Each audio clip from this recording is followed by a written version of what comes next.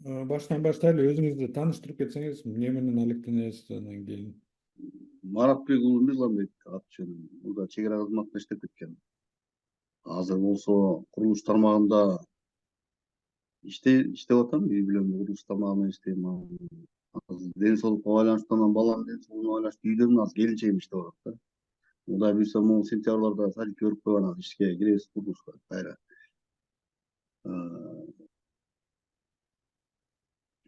Ошол мен азыр кайдыгер жаран эмесмин. Мамлекетте кандай кырдаал болуп атат, ошолорду карап пикиримди айтып, ачык ойлорумду жазып турам. Ошол эле уран боюнча, ошол эле казино боюнча, ошол эле Кемпир абад боюнча деле көп нерсе ачык ойлорумду билдирип келем бүгүнкү чейин. Адам болгондон кийин, ооз, кулак, көздү жараткандан кийин жараткан. Айтып деп турбасаң, анда кандай болот? Чындыкты көрүп тургандан кийин ошолорду сүйлөп, баарыбыз бул дүйнөдөн кош айтышып кетчү пендебиз да. Суу ичер суубуз бүтөт. Бак деле өтүп кетет да. Бул күндөр, моундай күндөр деле өтүп кетет. Анан жакка барганда жок дегенде ошо бир гана ыйман деп коет экен, ыйман ошо чындыгы менен кошо болот экен. Анан ошону жок дегенде кошомат кылбай, ошо чындыгын көрүп аткан нерсеңди тагын ак караны кага деп айтып жазып кеткенден эмне жетсин да. Мисалы үчүн Элмирбек агайыбыз, Элмирбек акын деле эмне дейт? Жок дегенде дейт, ушул дүйнөдө дейт, балдарыбызга аш жегенди үйрөтүп алабыз дейт да. Кошомат кылып бирөөнүн ашын жегенчекти аш да болсо жегенди үйрөтүп алабыз дейт да. Анысы мен дагы ушул курулуш тармагында бир ишмердүүлүк ойлоп стройматериал чыгарып аткам. Ошо кыргыздын жүнүн каралбай жатпайбы? Анан ошо жүндү кайра иштетип чыгуу негизинде ошо курулуш үйдүн материалын ушундай. Бул баарын өзүм жасайм, негизи көп нерсеничи. Ошол экини өздөштүрүп атып, ошо жүн алып келип тытып, жууп, анан тытып ошондон стройматериал чыгарайын деп аткам да. Баламды жок дегенде кийин кошоматчы болбой, чындыкты сүйлөгөн жок дегенде ошону үйрөтүп кетсем бир кесипти. Жүн жегенди үйрөнүп алчу анан балам деген, ачка болсом да деген таризде ошо жаратмандык менен бирдеме жаратып кетиш керек да. Ушундай болуп атат да. КТРге барайын деп аткам мен, үнүң дугасыңар депчи. Аяка канча жолу мен эмес, менден бөлөк жарандарды алып бардым. Атайынча биз эми макул Колун бир аз.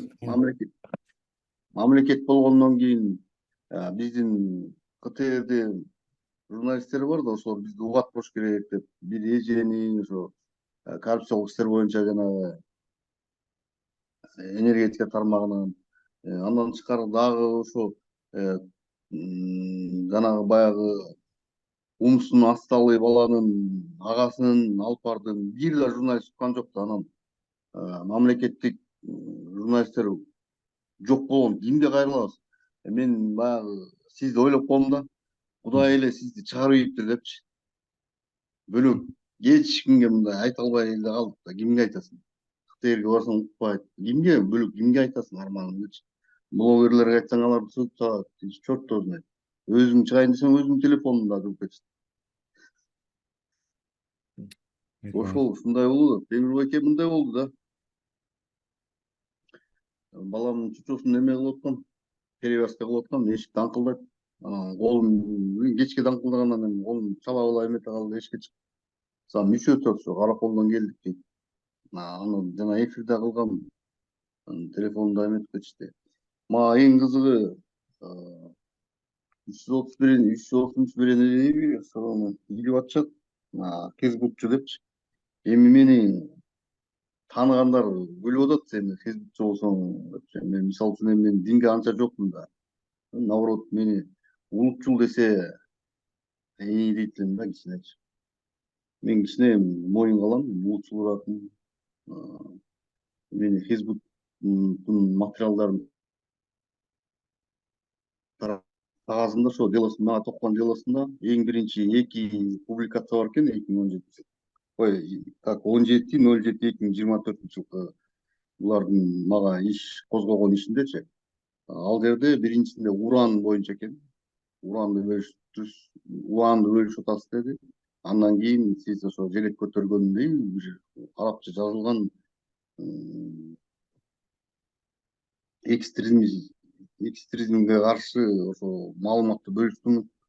Сиз ошо чакырып ушундай дейт түшүнүктүү менчи. Мен наоборот, мисалы үчүн экстремизмге өзүм каршымын. Андай жана Хизбут, Тахир дегендергечи. Анан мага андай ишти токуш акылга сыйбаган нерсе да. Түшүнбөдүм, бирок Тем более, лентаңызды карап чыктым, андай арабча жазуу менен желек көтөргөн эч нерсе лентаңызда жок экен да.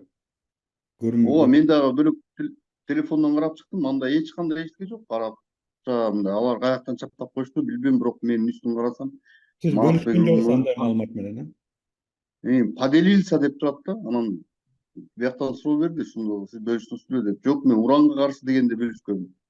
Уранга мен өзүмдү бөлүшмөктүсүн өзүмдүн ачык оюмду айтып атам, мен каршымын деп элечи. Ошондуктан өзүмдүн ачык оюмду билдире албай калдым. Беркиничи Мисалы үчүн ошо желек көтөргөн арабча жазылганды скрин кылып чыгарып коюшпу? ооба, скрин кылып Өзүңүз кагаздан чыгарып бөлүштүңүз деп коюшту. сурадыбы? Муну сиз бөлүштүңүзбү дейт да. Жок, мен бөлүшкөн жокмун. Мен мисалы үчүн андай дин агым жагына, маалымат жагына мен өзүм каршымын. Чындап элечи. Ошолорду айттым. Ошол анан үйдөн келди. Эң негизгиси үйдү бир сыйра обыск кылышты. Баягы билесиз да, сиздин башыңыздан өтүп калды. Турсүй, ботинке, байпак, төшөктүн баарын сапырышты. Андан тышкары үйдө ар бир үйдө эле баягы Куран китеп бар болуш керек. Бир Куран китеп бар эле, кичинекей. Аны алып минтип карап коюшту да коюп коюшту. Тийген жок. Эң негизгиси менин соттук териштирүү, мен чек ара кызматы менен соттошуп жүргөндү да билесиз да. Ошондо момундай болгон лист, папка, 2 дело бар эле да. Ал мисалы үчүн Хизбут Тахрирге өзлөрүнүн козгогон иш материалдарына эч кандай тиешеси жок. Папка делону 2 томду алып кетип калышты да. Бул деген наоборот мыйзамдуу. Бул жерде ошол президент аппараты Сооронбайдан баштап, Сооронбай Шариповичтин убагынан баштап, азыркы Камчыбек Кыдыршаев, Садыр Нуркожоевичке чейин кайрылып жүргөн каттын жооптору Генеральный прокуратурадагы болгон мыйзамдуу кагаздардын баарын тең ошол папкага жүгүп кетип калышты. Мен айттым, буга кандай тиешеңер бар? Бул жерде мыйзам бузук жок. Бул наоборот мыйзам издеген кагаздар. Эмне себептен силер издеген кагазыңар бөлөк дагы анан именно менин папкамды алып кетесиңер дедим. Ошо чек ара кызматында соттошуп жүргөндө дагы баягы сиз дагы баягы чай пай деп чыгарышпады беле? Ошол жакта Украинканын өзүнүн 10 отделдеги кызматтар через адвокат суроо талабы менен жооп беришкен. Украинка действительно 5 жолу чек араны мыйзамсыз кесип өткөнүн фактысы бар да.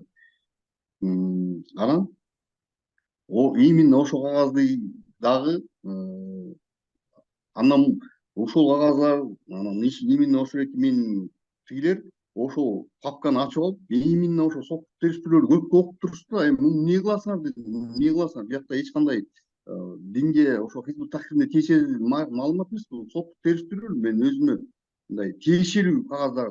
Аны опис кылыштыбы? Ар бир кагазын сүрөткө тартып неме кылдыбы? Жок, только видеого бирөө тартып отурду. Ал видеосу дагы өзүнүн жеке телефону экен, мындай экрандары сынык. Анысы дагы айттым, бул телефонуңар жарабайт. Эме телефон дедим, мунуңардын лицензиясы жок, же мамлекеттик тарабынан берилген телефон эмес. Жеке частный менен телефон тартып. Мен үйгө кирип алаксып калдык. Алар эшикте 2 опер санап отурду, кызматкер. Анан видеого тарттык. Анан канча бара экенин да точно айтышкан жок. Ошо менен кетиштим. Анын ичинде кагаздарды Ошентип папкачаны эле алып кетип калыштыбы же ар бир кагазын? Папканы бир пакетке салды дагы мындай печать менен басып мага кол койдурушту, кетип калышты да. Эки папка. Андан сырткары эмнени алып кетип калышты? Эмнени табышты? Үйдө мен баягы эски флешка жаткан, Талгат Талановдун чек ара боюнча изилдеген мындай бир камера менен тартып чыккан копиям бар болчу, мындай флешкаларчы.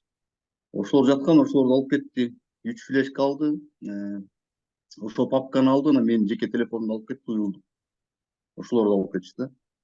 Жана дин боюнча үйдө Куран китеп бар эми, ар бир бар болуш керек. Мусулман деген үйдө ар бир үйдө китеп бар да. Ага тийишкен жок. Мындай карап карап туруп коюп коюшту. Адвокат сураганга жетиштиңизби? Жок, жок. Эч кандай адвокат эмес. Жана эфирден көрсөңүз болот, ал жерде дагы свидетельдерди тоскоолдуп коет, свидетельдин кереги жок деп ушундай эметип атышты да. Мен ошол жерден мен үйдө дагы бала ооруп атса, анан соттун чечими турса деп ошол жерден өзүмдү тармаксыз этип калдым да. Эми ошо адвокат требовать этип жакшылап эметсем болмок экен, мындай шашып калдым. Мындай жакшы көптөн бери мындай ушу мыйзамга аралашып ушинтип эметпей отсталыйраак болуп калдым да. Анан ушул жерден кичине такалып калдым да. Ошондо эки публикация аркылуу неме кылды да. Азыр үй камакта деди же кандай мера пресечения? Эчтеке деген жок да. Бул жерде соттун чечими турат. Каракол шаардык ички тергөө кызматынын ишенетін тинтүү жүргүзүү жөнүндө өтүнүч камактандырылсын жана 016-20-24-00-373 сандуу кылмыш иши боюнча дейт. Мени Маратбек уулун, баланыз 82-туулган Маратбек уулун жашап жаткан дареге Чүй областына караштуу Сыгатар районунун Ново Покровка үйүнө турак жайына аталган кылмыш ишине түздөн-түз мааниси бар далил заттар жоголуп кетүүсүнө жол бербөө жана алдын алуу максатында жогоруда аталган турак жайга тинтүү жүргүзүүгө уруксат берилсин деп токтомдун 5 суткан ичинде обжалованияга жатат дейт. Булар козгогон иш Хизбут Тахрирге болуп атат дагы. Булар болсо менин мыйзамдуу соттошуп жүргөн иш кагаздарын алып кетип атат. Ал жерде Курандын же дин багыттарында да бир дагы мындай аралаш, наоборот, аякта конституция, устав, мыйзамдуу устав, аскер кызматкерлерине ылайыктуу ушундай немелер бар эле да. Ошолордун баары башкага болуп кетип калды. Анан мен өзүм кечээ ойлонуп калдым да, буларды эмне кылат деп. Бирок ошол моментте суроо берип аттым, буларды эмне кыласыз, кандай дейишиң бар? Бүт мыйзамдуу, катуу жооптору болгон, ошол Генеральный прокуратурага, СМБга жазып жүргөн ответ жооптордун баарын топтоп атайын салып, ушу папкага чогултуп жүрчүмүн да. Ошонун баарын алып кетип коюшту. Немече сизде подозреваемый катары суракка алдыбы же обвиняемый катары суракка алдыбы же жөн эле тинтүү кылып эле кетип калыштыбы? Тинтүү кылып эле кетип калышты. Протокол обыска кол кой деп атабы? Протокол обыска мынанча мынаны алынды деген. Ошолорду ар бирин мындай 3 флешканы бир пакетке, телефонду бир пакетке, 2 папканы бир пакетке салды, ошонун үстүлөрүнө кол койдурду болду. Анан бир кагаз протокол мындай бир кагазга, кагазга кол койдурду да. Ошондо иш козголду деп айтыштыбы? Иш козгоп коюшту. Сиз Саны менен катталган сотко өлө чейинки катары, обвиняемый катары саны катары караштырып атат? Свидетель катары сизби же кимсиз ал иш боюнча? Каракол шаардык тергөө кызматынын тергөөчүсү Каракол сотко чейинки өндүрүштүү кылмыш иши боюнча дейт да. Значит, кылмыш иши козгоптур да магачы. Подозреваемый. Кылмыш иши боюнча тинтүү жүргүзүү жана өтүнүч кайрылып, өтүү төмөндөгүлөр менен негизделген. Лейтенант Салиев билдирген өтүү күнү Facebook социалдык тармагында эм аттуу жаран Кыргыз Республикасынын аймагында тыюу салынган экстремисттик мүнөздөгү материалдарды жайып жаткандыгы тууралуу бул факт 2024-жылдын 17-июл күнү Каракол шаардык ички иштер МЖ сандуу болуп катталып, териштирүү иштерине башталган. Аталган тергөөгө чейинки текшерүү иши 27-07-2024-жылы кылмыштардын бирдиктүү реестринин автоматташкан маалымат системасынын Кыргыз Республикасынын Кылмыш жана кодексинин 332-беренесинин 1-бөлүгүндө көрсөтүлгөн кылмыш жосуну менен 03/16/2024 сандуу болуп кылмыш иши катталып, тергөө иштери башталган дейт. Кылмыш иши ачылыптыр да анда. Кылмыш иши ачылганда, Анан сизге эч нерсе деген жокпу? Допроска келгиле же мындай кылгыла деп. сизге бир визиткасын таштап кетти, мага чалып турасыз деди. Анан тышкары келинчегиңиздин номурун, кыскасы, родственный связи мы вас сами найдем dedi да. Биздин телефондорубуз бар, баарыбыз бар. Мы вас, биз сени көптөн бери байкап жүрөбүз дейт. Эмне караколго жатып алып мен биякта Фейсбуктун китептерин таратып жүргөнүм же дамбал сакалчан болуп жүрөм силерге десем, жок жок. Просто мен ойлоп атам, ар кандай версия кетип атат дейм, жаагым жап деген. Андан бөлөк кандай? М, Ошондой эч нерсе деген жок. Сиз подозреваемый катары үй камакта болушуңуз керек же болбосо эч жака кетпеңиз деген сөз айткан жок. Жок, жок, жок. Мамлекеттен чыкпаңыз же болбосо мындай кылбаңыз деп эч нерсе жок. Эч кандай айткан жок, алар айткан жок. Жөн эле Просто келип типтеп өткөрүп, баягы соттошкон документтерди алып ошол бойдон кетип калышты. телефонумду алды, уюлдук телефон, 3 флешканы алды, ошону менен кетип калды. Ошо соттошкон документтерди алып тыныштыбы же андан кийин бир топ издештиби бир нерсени? Жок, ошону алагандан кийин эле телефонун алды, тынышты да. Ортодо мен башында келгенде телефонго келдик, компьютерге келдик дегенде хорошо, анда убара болбой эле менде эчтеке жок, телефонду алып кете бергиле десем, тинтүү жүргүзүш керек да, анан жүргүздү. Анан орто жерден телефонго таптап атсам жанагынтип узбой беришти, колдон жылып, антинткене мен жиним келип терезеден ыргып тийгем телефонумдучу. Анан таппай калышкан. Анан ичара бияктан өзүнчө эме болуп кетти. Анан койчу мен. Минтип башташты. Демек сиздин жашырган бирдемеңиз бар, мынакей көрдүңүзбү деп кошуналар давить этип башташты да. Көрдүңүздөрбү, бул мына ушундай кылмыштар бар үчүн телефонду жашырып атат, тигинтип атат, минтип атат деген. Ой, кошуналар да убара кылып анан минтип жүрбөсүнчү деп анан кайра телефонду алып барып берип койдум. Жаңы жабып кетмешти. Ушундай болуп аке. Кимге кайрыларды деле билбейсиңби? Анан ойлоп, кайсы журналистке Буга кайрылса чейин анан буга чейин кандай мындай коркутуу же болбосо эскертүү болгонбу? буга чейин 1-январда билесиз да, баягы 4-январда тууну мыйзамсыз алмаштырышпады беле? Ортодо баягы тикенектери, күндүн нурлары жабышып турганын баягы 40 эмес 39 болуп санаганда ошондо алып барып алып Канттын облусунда болгон түшүнүк кат жаздырып, анда эмне туруп өзлөрүнөн суроо берген да. Азыр МВДда мыйзамдуу туу илинип турат, жогорку кеңеш кабыл алынган. Биздин эмеде болсо, борбордук аянтчада мыйзамсыз туу илинип турат.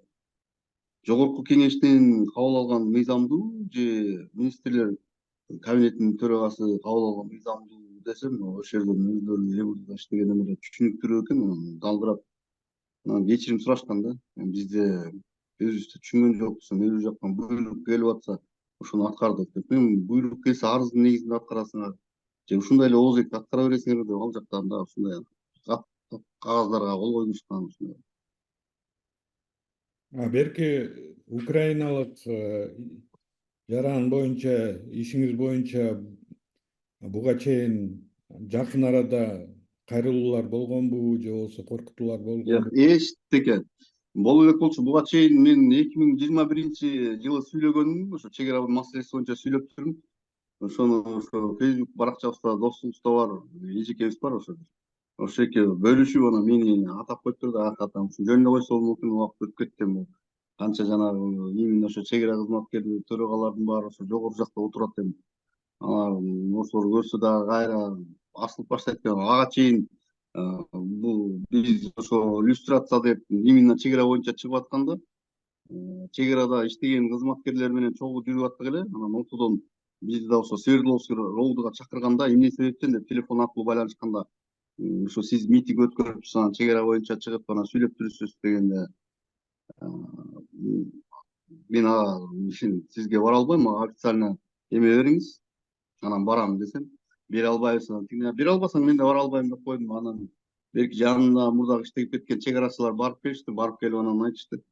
Ошо боюнча экен, анан эмне түшүндүрмө, ошо сиздер чек аранын төрагасына нараазычылыгыңар барып турбайбы, ошол кандай иштер болду эле, ал барып прокуратурадан сурагыла дедим, барып военный прокуратурадан сурагыла. Ошол боюнча Талгат Талановдун айтылган иштери боюнча собес иш козгоп, канча деген бир уже жабыла турган болгон да. Анан ошол жерден ишти бүтүрүп, баягы Талгат Таланов дагы кандай өтүп кеткенине мезгил тактайт да. Буюрса эмне жана Дагы тилечкага ошол баягы маалыматтар сот чечими чыкканбы? Баягы украиналык жаран боюнча. сотко мен бергем. Мен 3 инстанция уттум. Алар дагы баягы биринчи 2 жолу айланып келдик да. Алар да 3 утту. Мен биринчи инстанциядан меники жакталган. Первый район сотунан. Анда без адвоката жалгыз чыгып. Экинчисинде шаардык менен анан жогорку соттон тияк утуп кеткен да. Анан сизди күнөөлөнүп койгон, э? Күнөөлүү деп эмес. Мен берген сотто дооматтардын баарын жокко чыгарып коюшкан да. Күнөөлүү деп военный прокуратура, эң биринчи прокуратура көзөмөлдөөчү орган аныктаганда мени күнөөсү жок деп аныктап, анан өзүңөр чечим кабыл алгыла деп чек ара кызматына берген да. Чек ара кызматы болсо общий жыйналыштан 3 жолу жыйналыш өттү. Мен сержанттар курамына катарына киргенге жараша мен биринчисинен жаңылышып офицерлер өтүп алгам. Экинчисинен кайра өзүмдүн иштеген сержанттар курамында өткөндө мени жактап беришти. Анда чогулуштун экинчи протоколунда мени калсын бөлөк баягы пенсияга чыгып алгычакты бөлөк жакта кызмат өтөсүн дейт. Анан аны да жаратпай кайра 3-чү жолу заставада иштеген сержанттар чогулушту. Аяктан дагы ушул сержанттар колдоп беришти. Пенсиясына аз калыптыр, иштеп алсын деп. Анан ошол 3-чү токтом негизинде де булар уулайт этишкен, бирок биринчи токтомго таянып коюшкан. Биринчи токтом мыйзамсыз, ал жерде одоно мыйзам бузуулар абдан көп болгон да. Мыйзам иштегенде каяка соттук система до сих пор иштебейт да. Анан менин акыркы жагдайым калган да. Жаңы ачылган жагдай деген менен кайрыла турганга бир эле мүмкүнчүлүгүм бар болчу. Азыр сот системасы качан оңолот, ошондо берейин деп жүрөм да. Чейин каяктан. Баары бир ал кагаздарды алып кетип калды, э? Полный алып кетишти. Сиздин оюңуз боюнча булар эмне издеп атышты? Эмнеге караколдон келишти именно? Мен өзүм шоктолдум. Территориальный орган бар да бияктачы. Мисалы үчүн анда каракол баарын караколго баш ийип калбайбы андачы. Кошту карай берсин каракол. Сокулукту карасын, кара балтанын арынды карасын. Территориальный орган бар да бул жерде. Мисалы анчалык учеттордун бир эле участкага келип мен мыйзамга баш ийген адаммын. Бир эле участкага келип бүтүп кетсе болот меничи. Эмнени издеп атышты? Анан эмне үчүн ушинтип келишти деп сиздин оюңуз кандай? Менин оюм баягы маалымат телефонду алып кеткенге жараша маалыматтарды чыгарбасын, жагын бассын деген нерсе болду. Экинчисинен ушул кызыксыз болуп да. Мен буларга соттук иштердин эмне кереги бар? Хизбут тахрир болуп деп өзүлөрү берене жүйө коюп атса, анан Хизбут тахрир менен тиги соттошуп жүргөн мыйзамдуу папкаларды эмнеге алып кетет? Келет да. Көп нерсени айтып берейин дейм азыр. Билбейм, жок. Сүйлөгүм да келбей калды. Аябай мынакта козголуп келет. Токтоп калат. Макул анда. Дагы сүйлөй турган нерсе болсо кийин деле чалышып сүйлөшөбүз. Макул, аман туруңуз, жакшы туруңуз. Болуп аке. Кызык жашоо башталды, иштетели баштады. Бир муштумдай түйүлөлү бириктирип жаштарды. Эч кайдыгер болбойло, келечекте хойлойло. Жагалданбай байларга, мыктыларды колдойло.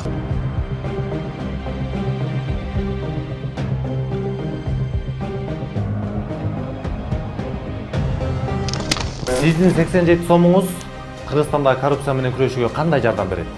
Анткени Айтайт ТС каналынын миссиясы Кыргызстандын элине кызмат кылуу, элдин үнү болуу. Биз силердин көзүңөр менен карап, кулагыңар менен угуп, чилистендердин карасантай схемаларын ачыкка чыгарабыз. Аларды сиздер менен биздин кызыкчылыгыбыз үчүн, азыркы эркин Кыргызстандын жыргалчылыгы үчүн иштөөгө мажбурлайбыз. Эркиндик берилбейт, ага жетүү керек. Ал үчүн күрөшүүбүз керек. Patreon жөнүндө толук инструкцияны видеонун алдындагы шилтемеден көрсөңүз болот. Patreon'до бизди колдоңуз.